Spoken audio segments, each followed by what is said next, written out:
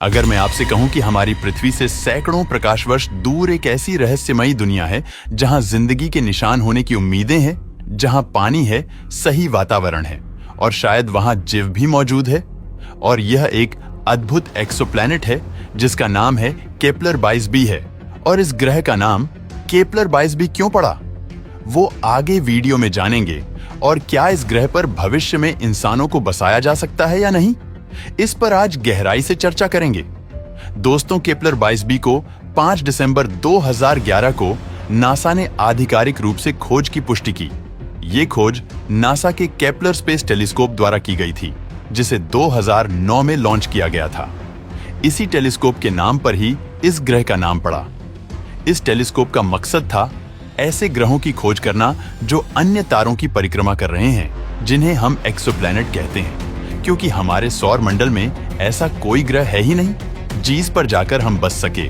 क्योंकि जहां बुध और शुक्र ग्रह का तापमान इतना है कि हमारा कुछ ही सेकंडों में पॉपकॉर्न बन जाए, तो वहीं बृहस्पति, शनि, अरुण और वरुण ज्यादातर गैसीय प्लेनेट हैं, जहां पर हम टिक ही नहीं पाएंगे।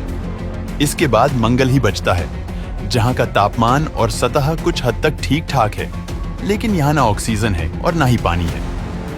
इसीलिए हमें अपने सोलर सिस्टम के बाहर निकलना पड़ा, एक ऐसे ग्रह की तलाश में जो धरती जैसा हो। केपलर 22b ग्रह, जो कि केपलर 22 नामक तारे के चारों ओर लगातार 290 दिनों में चक्कर काट रहा था। जब ये ग्रह अपने तारे के सामने से गुजरता तो टेलीस्कोप को तारे की रोशनी में थोड़ा सा अंतर दिखाई देता। इस तकनीक को ट्रांजिट मेथड कहते हैं, और बहुत से ग्रहों और तारों की खोज भी इसी तकनीक के जरिए हुई है। अब सवाल आता है, यह है कहां? केपलर 22b हमसे करीब 600 लाइट ईयर्स दूर है। एक लाइट ईयर यानी 9.5 ट्रिलियन किलोमीटर। तो सोचिए, 600 लाइट ईयर्स का मतलब लगभग आप स्क्रीन पर देख रहे होंगे, यानी हमारी आज की टेक्नोलॉजी से वहां पहुंचना एकदम नामुमकिन है। ये ग्रह मिल्की वे गैलेक्सी में ही है और केपलर 22 नामक जी टाइप तारे के चारों ओर घूम रहा है। ये तारा हमारे सूर्य जैसा ही है, बस थोड़ा ठंडा और कम चमक वाला है।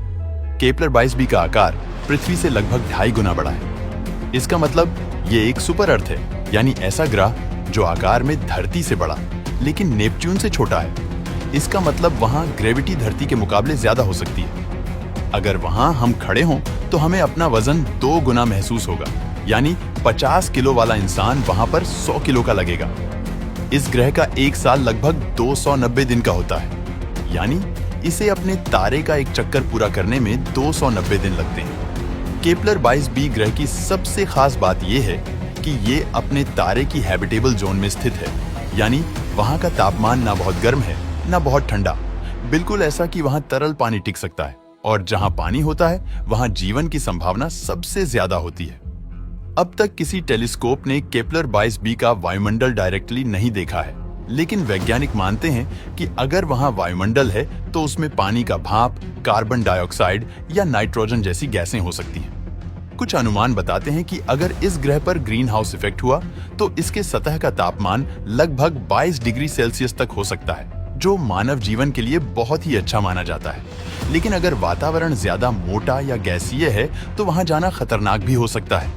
केपलर 22b पर जीवन हो सकता है या नहीं, ये सवाल अब भी वैज्ञानिक के लिए सबसे बड़ा रहस्य है। अगर वहां पानी है तो सूक्ष्म जीवन की संभावना सबसे पहले आती है, वो जीवन जो बैक्टीरिया या वायरस जैसा हो सकता है, जैसे धरती पर जीवन की शुरुआत हुई थी। बिल्कुल ऐसे ही फिर सवाल आता है, क्या वहां उन्नत जीवन भी हो सकता है? शायद नहीं भी और हो भी सकता है, क्योंकि अगर कोई एडवांस सिविलाइजेशन वहां होती तो शायद उन्होंने हमें संकेत भेजे होते। लेकिन ये भी हो सकता है अभी इस ग्रह पर मानव जीवन की शुरुआत हो रही हो, लेकिन वो किस रूप में है हमें ये भी नहीं पता। चलो, इस ग्रह पर क्या है, इसे पता करने के लिए हमें इस ग्रह पर जाना पड़ेगा। लेकिन 600 प्रकाश वर्ष की दूरी तय करने के लिए हमें ऐसे स्पेसक्राफ्ट चाहिए जो प्रकाश की गति से भी ज्यादा तेज हो, जो कि अब भी इंसानों के लिए संभव नहीं है। आज के स्पेसक्राफ्ट जैसे वॉयेजर 1 प्रकाश की गति से लगभग 18,000 गुना धीमा है। इस गति से तो हमें केपलर 22b तक पहुंचने में लाखों साल लग जाएंगे। अब आप ही सोचिए कि आज से करीब 48 साल पहले शायद हम में से बहुत लोगों का जन्म ही नहीं हुआ था, तो उस समय नासा द्वारा भेजा गया। ये वॉयेजर स्पेसक्राफ्ट केपलर 22b की दूरी का महज 0.00000416% ही तय कर पाया है। अब आप सोच सकते हैं कि ये ग्रह हमसे कितनी दूरी पर है, लेकिन फिर भी वैज्ञानिक इतने दूर के ग्रहों की खोज करके क्या साबित करना चाहते हैं, जबकि हम यहां जा भी नहीं सकते। शायद आप में से कई लोगों का यह सवाल हो सकता है, जो मैं क्लियर करना चाहता हूं। दोस्तों, एक बच्चा है, गांव के एक छोटे से घर में रहता है। उसके पास ना तो दूरबीन है, ना इंटरनेट, ना मोबाइल, लेकिन हर रात वो आसमान को देखता है। वो चमकते तारे देखता है और सोचता है, क्या वहां भी कोई है जो मुझे देख रहा है। अब भले ही वो बच्चा उन तारों तक कभी पहुंच ना पाए, लेकिन उसका सोचना, खोजना और समझना ही असली विज्ञान है। हम हमेशा जानना चाहते हैं कि हम कहां से आए हैं, क्या हम ब्रह्मांड में अकेले हैं या नहीं हो सकता है धरती जलवायु परिवर्तन, एस्टेरॉयड या किसी और अन्य वजह से सुरक्षित ना रहे। इसलिए वैज्ञानिक चाहते हैं कि अगर जरूरत पड़े तो इंसान को कोई दूसरा घर मिल सके। हम जितना खोजते हैं उतना पृथ्वी को भी बेहतर समझते हैं। जब हम दूसरे ग्रहों का अध्ययन करते हैं तो हमें अपने ग्रह की खूबियां और खामियां दोनों समझ में आती हैं।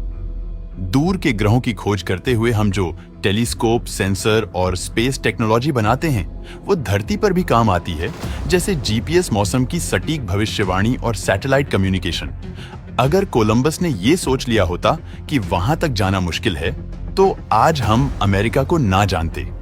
अगर राइट ब्रदर्स ने ये सोच लिया होता कि उड़ना नामुमकिन है, तो आज हम हवाई जहाज में सफर न कर पाते।